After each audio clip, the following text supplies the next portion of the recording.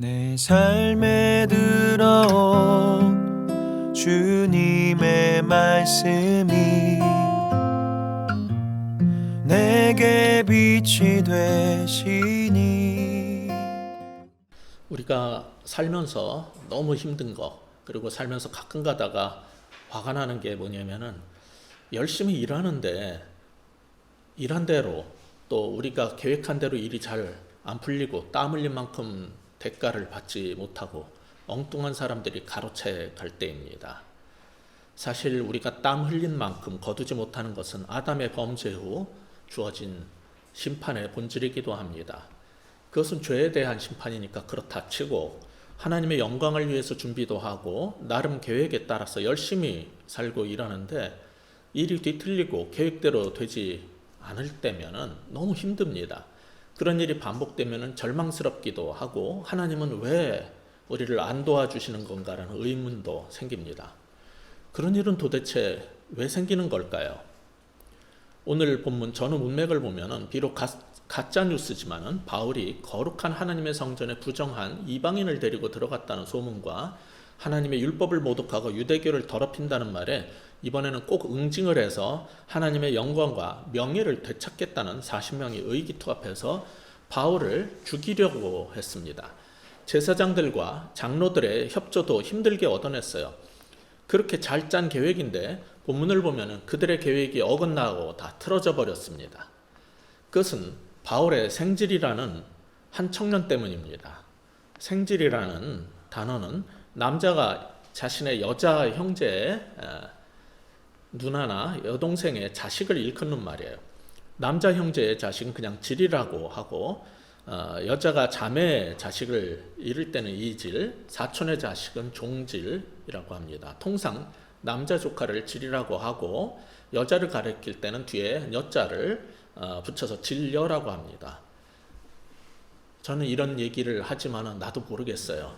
우리나라 가족 제도와 호칭은 왜 이렇게 복잡한지 그냥 남녀 차별하지 말고 그냥 조카 그러면은 쉬울 걸 왜 그렇게 복잡하게 만들었는지 모르겠어요. 그래서 저는 그냥 조카라고 하겠습니다. 쓰지도 않은 생질이라는 말은 무슨 성질 같기도 하고 그런 말은 왜 하는지 모르겠어요. 참 우리 성경이 그래서 어려워요. 그런데 바울의 조카는 그 음모를 어떻게 알았을까요? 우리는 그것이 알고 싶죠. 그러나 성경은 그런 건 요점이 아니기 때문에 안 가르쳐 줍니다. 아무튼 암살 음모의 전말을 알게 된 바울은 백부장에게 그 얘기를 했고 그를 통해서 천부장에게 전달하되 조카 청년이 직접 말하게 합니다. 그 청년은 천부장에게 이 음모의 전말을 알리면서 은근히 리더로서의 책무를 촉구를 해요.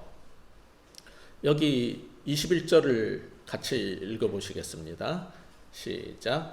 당신은 그들의 청함을 따르지 마옵소서. 그들 중에서 바울을 죽이기 전에는 먹지도 않고 마시지도 않기로 맹세한 자 40여 명이 그를 죽이려고 숨어서 지금 다 준비하고 당신의 허락만 기다리나이다 하니, 여기 보면은 이 청년이 그냥 사실만 알리는 게 아니에요. 당신이 천부장 아니냐? 그런데 그들이 뭐라고 와서 말할 때 그들의 청함을 따르지 마옵소서, 분명하게 지도자로서의 리더십을 촉구를 하는 겁니다. 그리고 그들이 지금 숨어서 다 준비하고 당신의 허락만 기다리나이다. 그러니까 그냥 허락하면은 일이 아주 험하게 진행될 수 있으니까 잘 생각해서 결정하세요. 이렇게 요구하는 겁니다. 그런데 천부장 루시아는 굉장히 이런 말을 들을 때 기분이 나쁠 수도 있었어요. 그리고 또한 내가 이걸 어떻게 결정해야 하나 이런 생각을 할 수도 있었을 겁니다. 권력의 위치에 올라가고 결정권을 가진 리더가 된다는 것은 항상 중대사 앞에서 중요한 결정을 내려야 하는 겁니다. 그것이 리더 위치에 올라간 사람들이 져야 할 막중한 책임입니다. 리더는 역사에 남을 만한 큰 일은 못해도 적어도 자신의 잘못된 결정으로 억울한 사람이 생기지 않게 해야 하는 겁니다. 천부장 루시아는 그 음모가 진행되도록 알고도 허락을 할 것인지 아니면 근무지인 이 예루살렘 유력자들의 지지와 협조를 못 받는 어려움을 감수하고라도 그걸 막을지 결정을 해야 했습니다. 다행히 그는 사리분별, 판단력이 있고 지혜로운 사람이었습니다. 그렇다고 해도 그런 결단은 간단한 게 아니었어요. 이 사건의 전말을 알려준 정보원이 누굽니까? 이 죄수 바울의 친척 아닙니까? 그런데 그 정보를 믿어도 될까요? 만일 바울을 오히려 빼돌리려는 의도적 접근이라면 이거 어떻게 해야 되는 겁니까?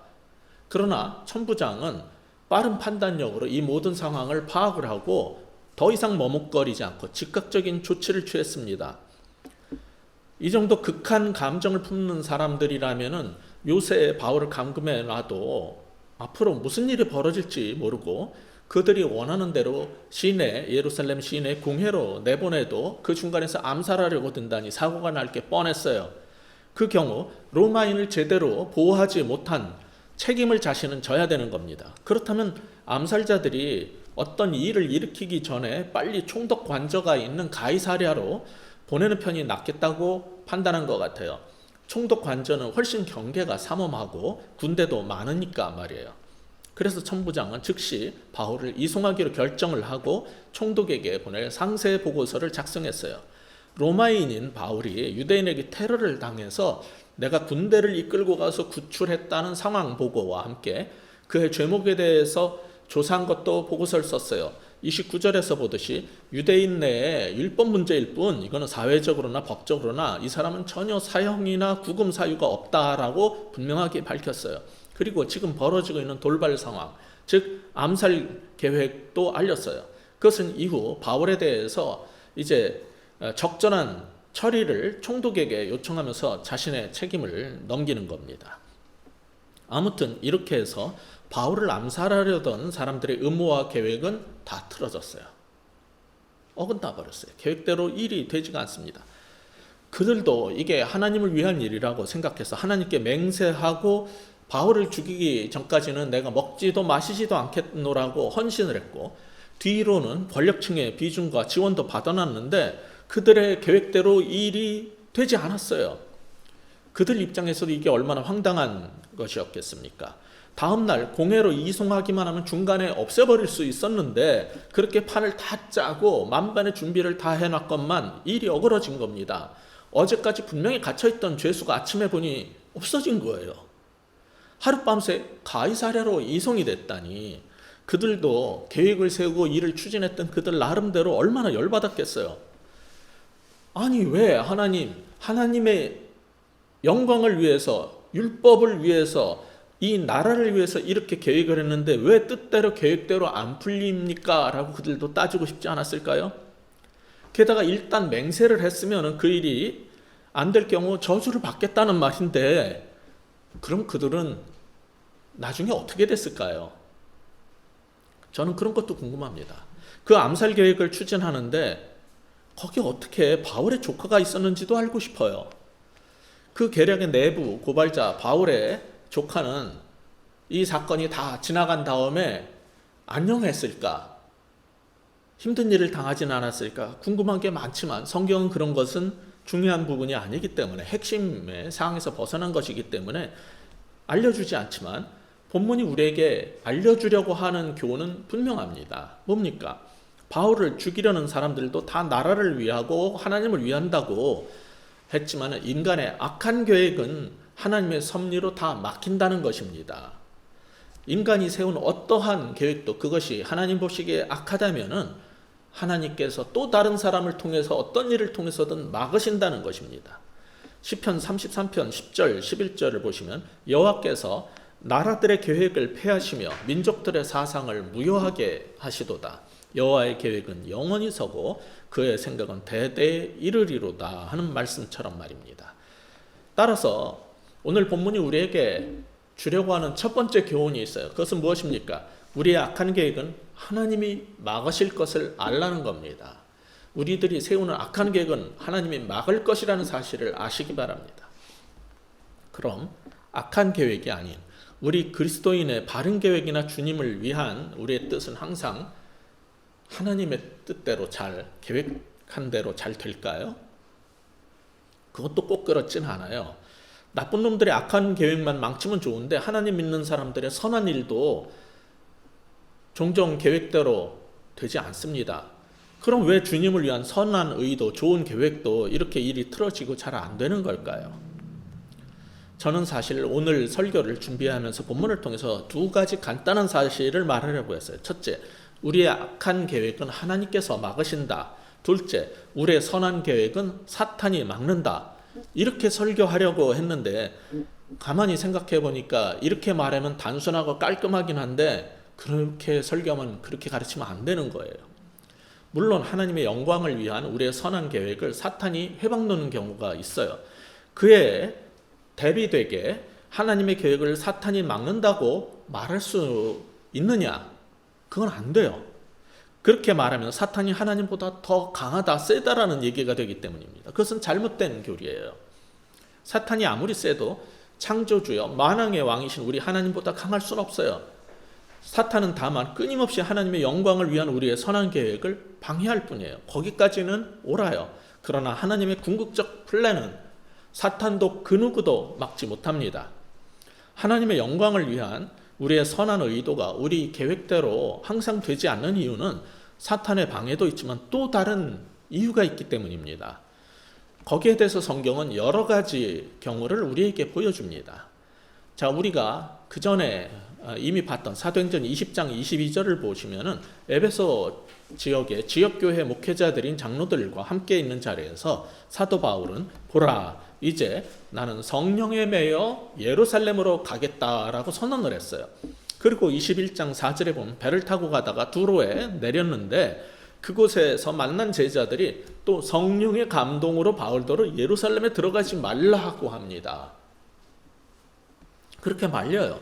그래도 바울은 가겠다고 길을 나섰는데 이제 가이사랴에 이르렀더니 7 중 하나인 전도자 빌립의 집에서 머물게 되었을 때 유대에서 온 선지자 아가보라는 사람이 또 성령으로 예루살렘에 가면 이렇게 체포될 거니 가지 마세요 그러는 거예요. 또 막아요. 이렇게 하나님 뜻대로 바울은 순종하려고 하지만 곳곳에서 반대가 이어지고 일이 쉽게 풀리지 않습니다. 이 반대는 사탄의 반대입니까? 아니에요. 분명히 성경이 말하기를 성령께서 말씀하셨다는 거예요. 성령의 예언을 본 제자들이 우리 바울 사도 목사님이 그곳에 가면 체포되고 고난을 당할 테니까 그런 거를 알게 돼서 놀래가지고 이제 막는 거예요. 그러니까 우리의 악한 계획은 하나님이 막으실 때가 있지만은 우리의 선한 계획은 사탄이 방해할 뿐만 아니라 또 누가 막는다고요? 우리들의 안위를 걱정하는 성령의 계시를 본 같은 그리스도인들이 막기도 한다는 겁니다. 그렇다면 이런 일 가운데서 하나님께서 정말 원하시는 것은 무엇일까요? 하나님의 일을 위해서 우리가 헌신을 할 때 이런저런 위험이 있을 텐데 그래도 하려느냐, 그래도 그 길을 가려느냐라고 하나님은 물으십니다. 그때 네, 가렵니다라고 헌신과 결단과 믿음을 보이라는 거예요. 바울은 적어도 그렇게 했어요. 그러므로 어떤 사람이 인생을 걸고 목숨을 걸고 주님 뜻대로 살겠다고 헌신을 할 때 우리는 어떤 자세를 취해야 해요? 성령으로 계시해 주셨으니 우리 뜻이 하나님 뜻이요 내 말이 곧 하나님의 계획이라고 고집을 부려서 막으면 안 되는 겁니다. 21장 14절에 제자들처럼 그가 권함을 받지 아니하므로 우리가 주의 뜻대로 이루어지이다 하고 그쳤노라, 이 태도를 가져야 되는 거죠. 이처럼 우리는 주의 뜻이 이루어지기를 바라지만 사도 바울의 경우에서 보듯이 하나님 일이라고 아무 어려움 없이 다 잘 이루어지진 않아요. 성령의 예언처럼 가끔은 세상에서 그것을 반대하는 사람들이 불신자도 있고 믿는 자 가운데도 있어서 성령의 예언처럼 체포되어서 죽을 고비를 겪을 수도 있어요. 그 정도가 다가 아니죠. 하나님께서 사도 바울에게 오셔서 23장 11절에서 말씀하신 것처럼 내가 예루살렘에서 증언한 것처럼 로마에 가서도 증언해야 된다라고 말씀하시면서 힘내라 해주셨는데 바울은 하나님의 그 계획에 순종했건만 일이 잘 진행되지 않는 거예요. 순종하면 순종할수록 더 큰 방해를 받아요. 그러면 얼마나 열받겠어요. 하나님 뜻대로 살려고 하는데 그거는 로마 이 장교인 천부장이 봐도 27절에 있는 것처럼 이 사람이 유대인들에게 잡혀 죽게 되었단 말이에요. 하나님 뜻에 순종하면 순종할수록 어떻게 된 게 하나님 믿는다는 사람들한테 더 잡혀 죽게 됐어요. 게다가 이번에는 한술 더 떠서 바울을 죽이지 않으면 내가 먹지도 마시지도 않겠다고 맹세한 사람 40명이 나서가지고 뒤로 제사장과 장로 같은 고위층의 제가까지 받아서 암살 계획까지 세우잖아요. 얼마나 절망스러운 상황이에요. 하나님께서 분명히 약속도 해주셨고 힘내라 힘, 파이팅 이렇게도 해주셨는데 왜 일이 이 모양일까요? 하나님의 뜻대로 살면 만사형통으로 일이 잘 풀린다고 누가 그러던가요? 그렇지 않습니다. 그런 엉터리 부흥사들의 말만 믿고 살다가 일이 계획대로 안 되면 하나님을 원망하지 마세요. 잘못 배우신 겁니다. 하나님은 궁극적으로 자신의 뜻을 이뤄 가시지만 그 과정은 항상 그리 단순하지도 않고 여러 케이스가 발생하는 거예요. 본문의 사도 바울의 경우도 하나님의 뜻을 거스르지 않았잖아요. 누구보다도 주님 뜻대로 살려고 하는데 왜 이렇게 일이 안 풀리냔 말입니다. 이 모든 것은 하나님의 영광을 위한 거라면서 자기중심적 해석하고 하나님을 향한 열심으로 똘똘 뭉친 이상한 사람들 때문에 그러는 거예요. 그것을 알기에 주님께서는 아버지의 뜻을 위해서 잠잠한 어린 양처럼 묵묵히 십자가의 길을 가셨어요. 사도 바울도 그 주님의 본을 따라서 그 길을 말없이 그냥 걸어간 겁니다. 지금까지 살펴본 것처럼 바울은 주님 말씀에 순종하고 하나님의 뜻을 행하려고 하지만 갈수록 고생은 더하고 어제보다 오늘은 더 죽게 생겼어요. 이게 이 세상을 살 때 우리 그리스도인도 겪을 수밖에 없는 삶의 현실인 겁니다. 성경은 이런 것을 그냥 그대로 알려줍니다. 따라서 오늘 본문의 두 번째 교훈은 이것입니다. 우리의 선한 계획도 막힐 수 있음을 알라는 거죠. 첫째, 우리의 악한 계획은 하나님이 막으셔요. 두 번째, 우리의 선한 계획도 막힐 수 있어요. 이것을 사탄이 막기도 하지만은 하나님 믿는다는 사람 중에 이상한 사람들이, 신앙이 잘못된 사람들이 또 막을 수도 있어요. 그 사실을 알라는 겁니다. 제 경우도 돌아보면은 다르지 않아요. 여기에서 이 사실을 아는 사람도 이제 한두 분 계시지만 2년 전에 교회를 세우고자 한 사람들이 있었지만 저는 그렇게 하지 않았어요. 그들의 시간과 계획에 맞추지 않고 제가 기도한 다음에 적절한 때라고 생각될 때 교회를 시작했습니다. 교수 일이 바쁘지만 시간을 내고 학교에서의 내 미래와 장래 생각하지 않고 다른 교회에 가서 설교하고 세미나 할 때마다 나오는 부수입도 다 희생을 하고 복음 안에서 새로운 삶을 뉴비긴 하려는 사람들을 위해서 교회를 세웠어요. 그런데 그 일이 막혔습니다. 어떤 한 그룹의 사람들이 나중에 와서는 자신들이 교회의 주인인 것처럼 행세하고 목사처럼 결정하기도 했어요. 잘못된 언행이나 그런 것에 대해서 권면을 하면은 언제 그랬냐고 기분 나쁘다고 싸우자고 대들고 뒤에서는 목회자를 비방하고 모함을 했어요. 그들은 목사가 그간 아무 대가 없이 오히려 외부에서 모금을 해가면서 없는 시간을 쪼개서 자신들과 교회를 어떻게 섬겼는지 헤아릴 생각은 전혀 없고 고마운 줄을 알기는커녕 오히려 원망과 비방을 하면서 다녀가지고 그런 사람들이 계속 늘어나게 됐어요. 교회 초판부터 그 일단의 사람들이 그런 식으로 주인 행세하는 교회가 되도록 저는 방치할 수가 없었고 결국 접게 되었습니다. 현재 주님의 일을 하고 있는 주 사역지는 제가 일하는 신학교입니다. 내 생활을 책임져 주는 것도 학교에서 일한 대가입니다. 아무것도 나는 받고 일한 적이 없어요, 교회에서는. 그래서 이제 몇 년 안 남은 학교 일에만 전념할 생각이었지만 계속 말씀에 대한 요구가 있어서 이렇게 여기서 다시 말씀을 전하고 녹화해서 유튜브에 올려서 필요한 사람들에게 말씀을 전하는 사역을 하게 되었습니다. 그러나 우리가 이 교회를 시작하자마자 코로나 바이러스 사태로 새로 올 사람들도 아무도 움직일 수 없는 상태가 되었고 최근에는 우리가 돈 내고 월세를 내고 이곳을 사용하지만 간판은커녕 그저 교회 알림막 하나 세우지 못하게 하고 건물주는 여기서 교회를 하면 안 된다고 하니 머지않아 우리는 다른 장소를 알아봐야 할 판입니다. 대부분의 사람들은 유튜브 영상으로 그냥 말씀의 열매만 먹으면 되지 교회에 대한 책임을 지지 않고 이 사역이 계속되도록 책임지는 사람들은 여기 몇 명의 사람들 그들만이 봉사하고 섬기고 헌금하는 것뿐입니다. 그러니 앞길을 보면은 이 사역의 어려움은 뻔합니다. 우리가 비록 작은 교회지만은 우리도 교회인지라 주변에서 우리의 도움의 손길을 바라는 단체와 선교사들은 많지만 우리 교회가 제대로 서가도록 도울 사람은 사실 없습니다. 그저 그냥 인터넷에서 설교만 들으면 그만이죠. 이런 어려움을 풀기 위해서 저와 우리 모두는 많이 기도해야 될 것 같아요. 바울이나 우리나 나름 생각하는 선교의 계획이 있고 주님을 위한 일이 있어요. 그러나 그 선한 일이 다 계획대로 잘 됩니까? 심지어 주님의 영광을 위한 일에는 사탄의 방해가 집중이 되고 때로는 함께하는 사람들의 잘못으로 하나님의 일들이 망쳐지기도 해요.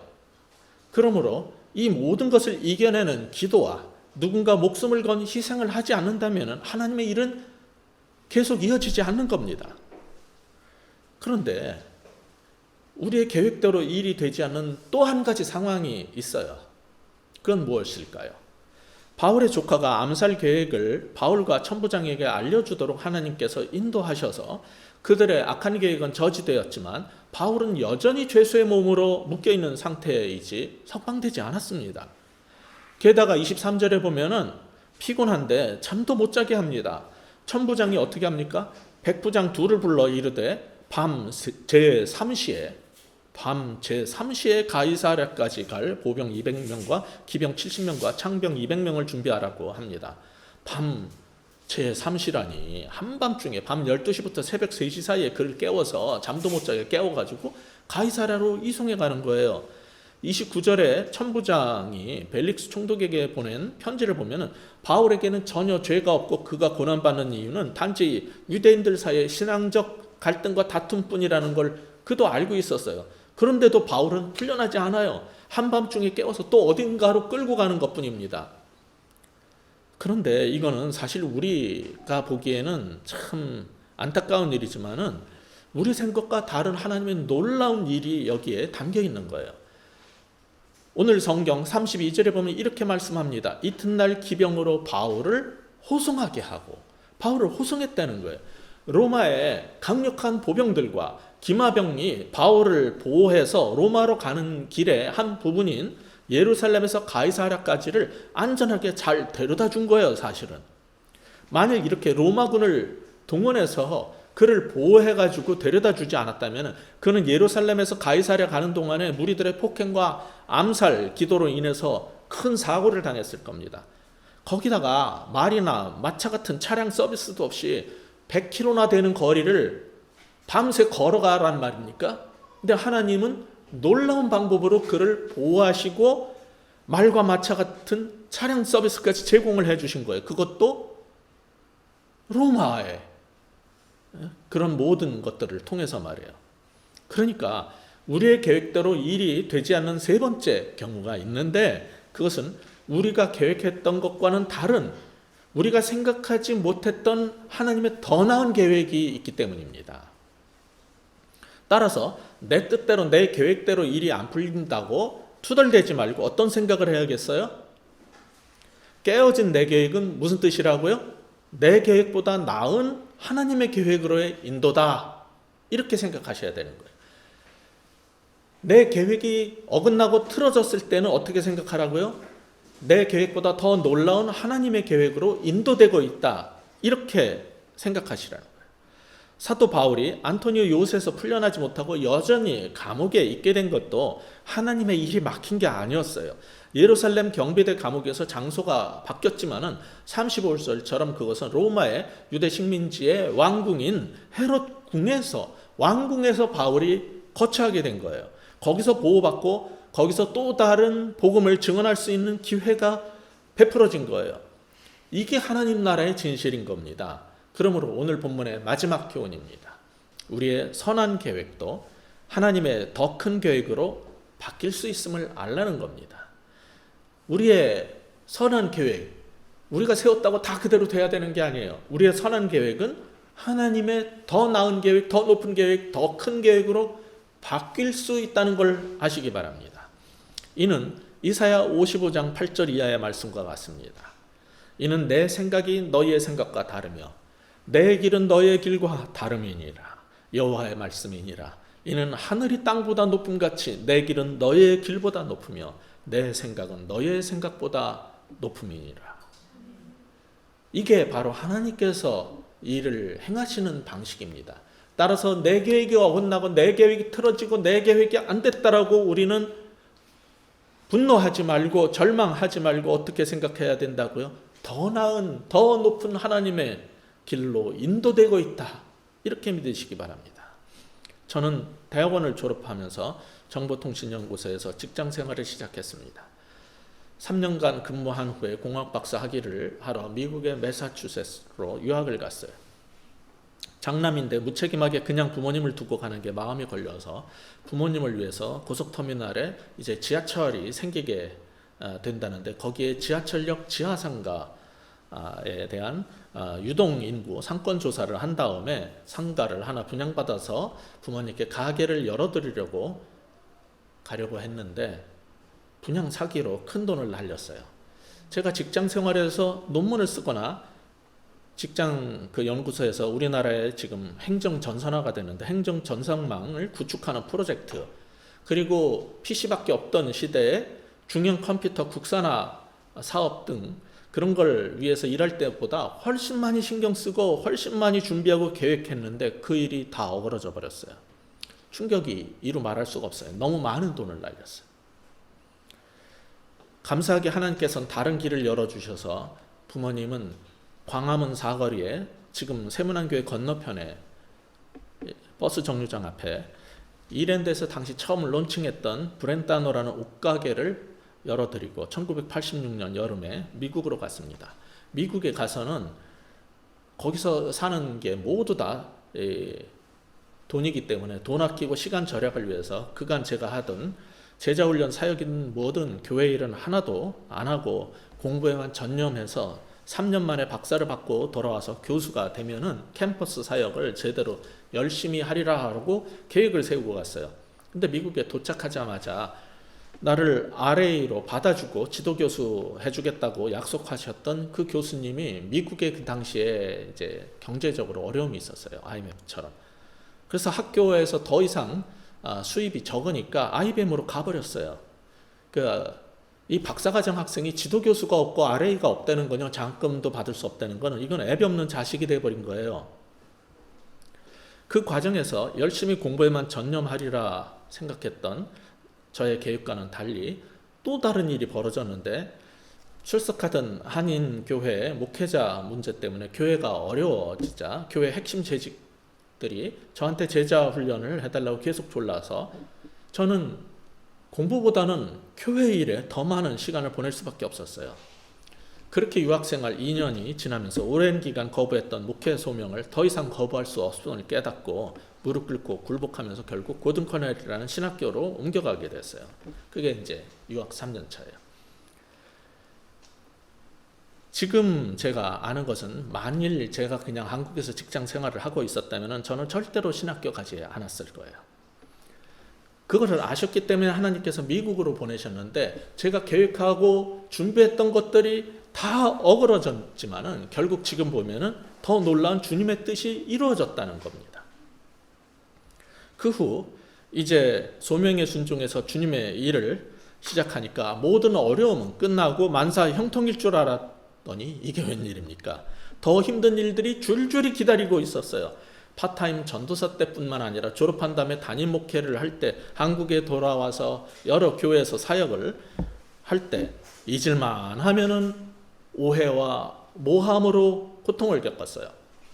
그런 13년간의 목회를 하다가 이제 제 인생의 2단계 사역으로 하나님께서 부르셔서 신학교 교수로 일을 시작을 했습니다.